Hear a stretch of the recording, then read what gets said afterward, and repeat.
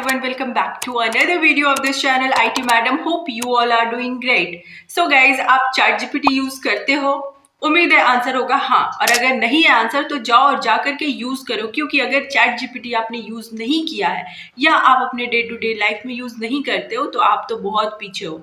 Well guys, इस video में मैं बात करने वाली हूँ कि जितने भी लोग ChatGPT यूज कर रहे हैं, तो अगर आप बिल्कुल सिंपल सा कोई भी सवाल ChatGPT से पूछते हो और उसका आंसर आपको आ जाता है और आप सेटिस्फाइड हो, तो आप 2023 में जी रहे हो, क्योंकि समय के साथ हर चीज अपडेट होता है और ChatGPT भी बहुत अपडेट हो चुका है।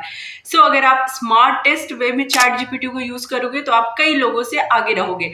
ChatGPT इस समय हर कोई यूज करता है, एक स्टूडेंट से लेकर के एक प्रोफेशनल से लेकर के लॉयर, डॉक्टर, टीचर्स, हर कोई। और जिसने ChatGPT को सही तरीके से यूज किया है वो आज अपनी फील्ड में काफी आगे है। अभी के समय में देखो, जो भी चीज है ना वो नॉलेज है, इंफॉर्मेशन है, और वो सारी इंफॉर्मेशन और नॉलेज अभी के समय में आपको सारी की सारी चीजें अपने फोन के थ्रू मिल जाती है। आपको मेमोराइज करने की चीजें अब जरूरत नहीं है, क्योंकि आपके पास AI आ चुका है। सो अगर आपने AI को यूज करना नहीं सीखा तो आप अभी के समय से काफी पीछे रह जाओगे। सो वक्त है कि आप चीजों को सीखो और जल्दी से जल्दी यूज करो। एनीवे, ChatGPT की अगर हम लोग बात करें तो ChatGPT से आप जिस तरीके से उससे बात करोगे वो आपसे वैसे ही बात करेगा। सो ChatGPT से सही तरीके से सही आंसर निकलवाने के भी बहुत ज्यादा स्ट्रैटेजी आपको नहीं करनी है, बल्कि आपको कुछ उसके जो हिडन फीचर्स है, जो उसके हिडन सीक्रेट्स है, जो बेसिकली सीक्रेट नहीं है, बस जो लोग यूज नहीं करते उनको पता नहीं है, तो इस वीडियो में मैं आपको वो 7 सीक्रेट बताने वाली हूँ ChatGPT का, जिसको यूज करके आप अपने फील्ड में टॉप पे पहुंच जाओगे। ऐसा बहुत बार होता है कि ChatGPT से हम लोग कोई भी आंसर को ले लेते हैं और फिर उसको एडिट बाहर जाके कर रहे होते हैं अपने अकॉर्डिंग, लेकिन ChatGPT के अंदर एक कैनवास ऑप्शन होता है जहाँ पे हम लोग अपने उसी रिजल्ट को वहीं पे एडिट कर सकते हैं। सो ChatGPT का कैनवास को यूज़ करना तो आपको बाहर आने की ज़रूरत नहीं पड़ेगी। नेक्स्ट है ChatGPT का विजन मोड, यानी कि यहाँ पे आपको सीधे किसी भी फोटो को डाल देना है एंड फोटो से आप जो भी चीज़ आप उससे पूछ सकते हो, आप उसका कोई भी डिस्क्रिप्शन निकाल सकते हो, मतलब आप फोटो से कोई भी काम करवा सकते हो विजन मोड में।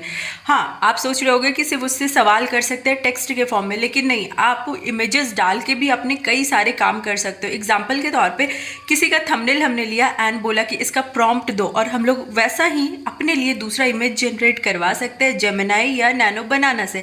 सो ये विजन मोड बहुत ज़्यादा काम आता है कंटेंट क्रिएटर के।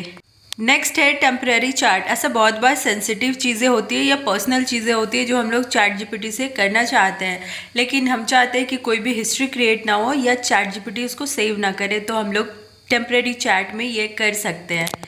नेक्स्ट फीचर्स है प्रोजेक्ट। ऐसा बहुत बार होता है कि हम लोग ChatGPT से कई सवाल करते हैं, लेकिन अगर हम लोग उसको प्रोजेक्ट में क्रिएट करके बनाए तो हर अलग प्रोजेक्ट के लिए हमें स्टार्टिंग से उसको कोई भी इंस्ट्रक्शन नहीं देने पड़ेंगे। एंड प्रोजेक्ट करके जब हम लोग कोई भी कॉन्वर्सेशन को रखेंगे तो उसको बिल्कुल समझ में आ जाएगा कि हम लोग सारी बातें किस प्रोजेक्ट के लिए या किस मैटर में कर रहे हैं। तो ये बहुत ही हेल्पफुल होता है उन सभी एक्सपर्ट के लिए या उन सभी क्रिएटर्स के लिए जो ChatGPT को बहुत ज़्यादा यूज़ करते हैं।